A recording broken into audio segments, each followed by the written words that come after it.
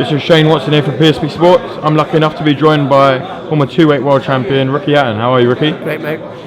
Good. How was your travel down to London today? Yeah, we came down last night, so we didn't have to get up at the crack of dawn and get the train or drive down. So we came down last night. So we're up here bright and early, and enjoyed today. Enjoyed the press conference. It's always nice to see your opponent for the first time. You know, even though we're a couple of weeks off still. So it's been a good trip, worthwhile.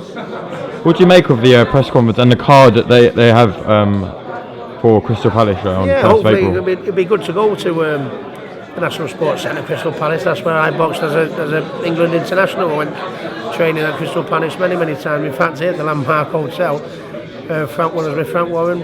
We did so many press conferences here, so a lot of memories coming back. But no, I'm looking forward to it. It's Nathan's chance to break into the top 10, and I think he will. He's a great fighter to train. Smashes every obstacle they give him in the gym. He's got the talent.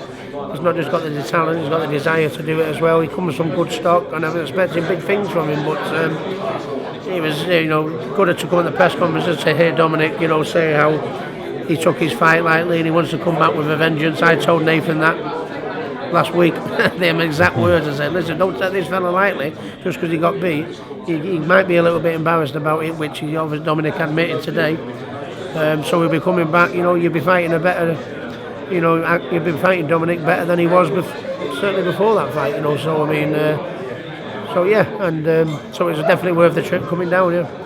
Anyone who sparred Nathan Gorman says that he's going to be a phenomenal talent. They think he's going to go all the way. People such as Dave Allen, who sparred the likes of Tyson Fury, Anthony Joshua, and he always says that talent-wise, Nathan Gorman is levels above them. That's from Dave Allen's own mouth. Yeah. So how far do you believe Nathan Gorman can go? And for, obviously, you got an eliminator for the international belt here.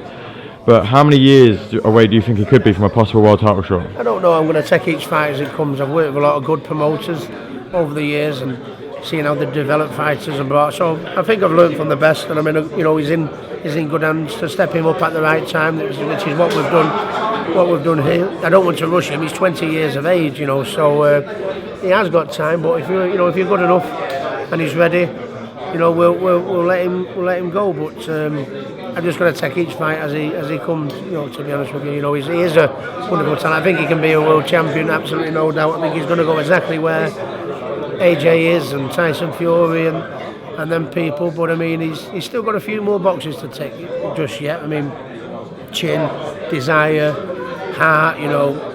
He's got to show his boxing brain a little bit, because he's, which he'll have to show a little bit more this time because he's coming out of the journey. He's coming out of the journeyman stage into top 10. So I mean, he's got to show.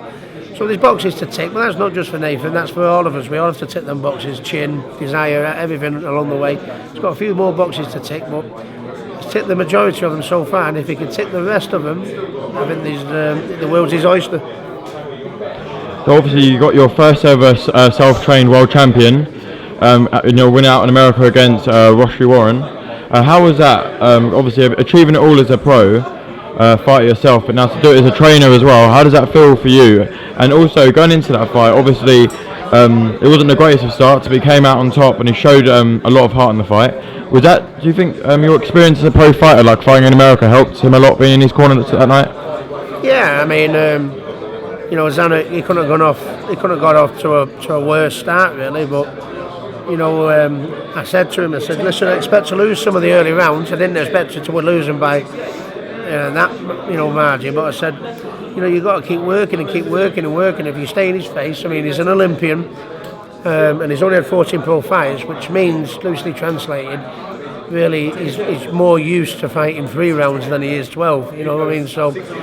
I said if you lose a few of the early rounds, if you keep on him, you'll get him down the home straight. But that's what he did. So it was a very pleasing moment from being. I'm ticking boxes as I go along myself. I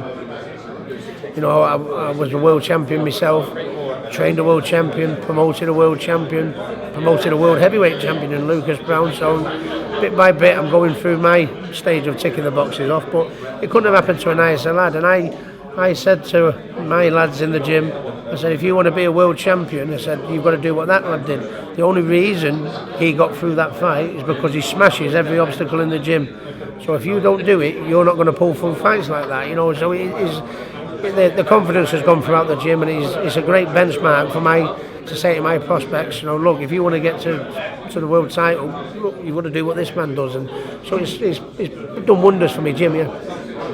And a little bit on Lucas Browne, is that what's going on with his future in boxing? Obviously, we found out the second drug test fail, but it's still something that he said wasn't his fault, that he got over the counter or something like that. Yeah, well, is there anything much to say on that? And if you're still working with him as well? I can't really say much. I mean, you know, I promote Lucas. It's with the lawyers, and it's a little bit hazy of where you know. I think he was banned from the WBA or I'm not really where we're up to at the minute with Lucas, but it's just with the lawyers, and what will be what will be. And also, are you looking to add to your ever-growing stable of fighters as well? Yeah, I mean, I'm happy with the bunch of lads I've got. I've got about 8 lads that are trained now, which I think is just enough. You know, of course I can devote all my time to each one of them. I think sometimes if you have too many in the stable, you know, you can't work with all of them at once. So some of the lads are going to missing out. I think I've got a nice group, but I mean, you know, hopefully, you know, you never know who's going to walk through your door now. You know what I mean? And that's the case for any trainer. Yeah. And just to round it off, what's your predictions ahead of fight night for Nathan Gorman versus Accolade? I think Nathan will really shine. I think he'll go away from the venue, and I think people will be going, wow, we can't wait to see him again. I think he'll win by knockout, but that's for me to say, but not for him to say. He's got to, you know. But I think he'll win, and I think he'll really shine. I think he'll find fans in London now as well as just up north with this performance. But he's got to be on the ball, because what Dominic said there is, you know, is 100% true. You know, I mean, he wants to come back with a vengeance from his last fight now, so he's fighting a better Dominic than before the defeat, if you like, you know, because he's probably a little bit embarrassed. He wants to come back even stronger, so Nathan's got to raise his game again. I mean, it was nice for Nathan to hear that, because that's what I told him last week, so hopefully he'll take that on board and put his foot down and try even harder, I guess. Yeah. Well, thanks for talking to PC Sports today. It's great to have you on, Rookie, and hopefully we can catch up with you again ahead of fight night. Pleasure, mate.